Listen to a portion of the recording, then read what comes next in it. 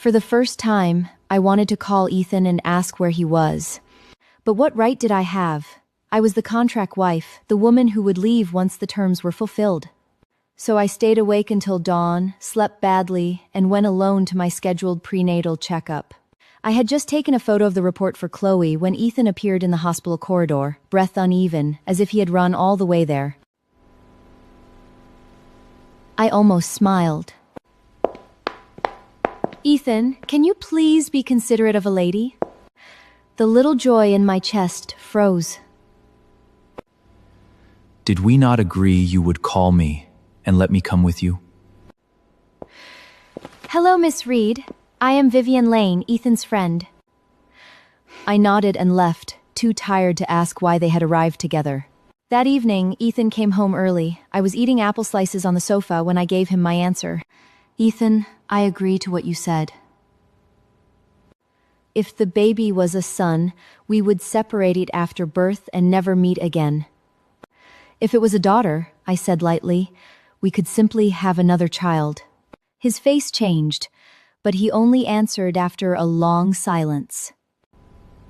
Fine. I moved into the guest room that night.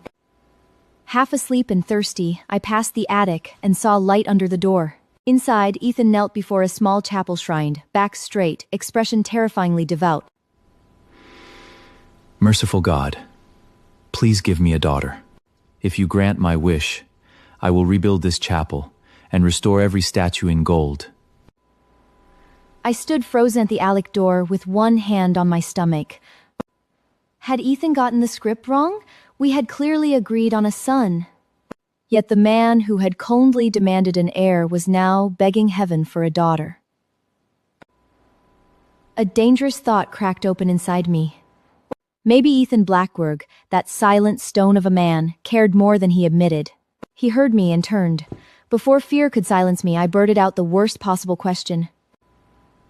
"Ethan, are you secretly in love with me?" The moment I said it, I wanted to disappear. Ethan looked at me with a strange expression. I was joking. He rose, dusted his knees, and walked close enough for me to smell cedar on his skin. What do you think? "I think it is not very likely." He only touched my head. Go to sleep. Stop overthinking. I ran back to the guest room and messaged Chloe, confessing that Ethan might like me. Her reply came late and merciless. "You only noticed now?" She said the whole company knew Ethan treated me differently, cooking breakfast, letting me max out his cards, abandoning meetings to rush to the hospital. When I asked about Vivian, Chloe told me to ask Zach.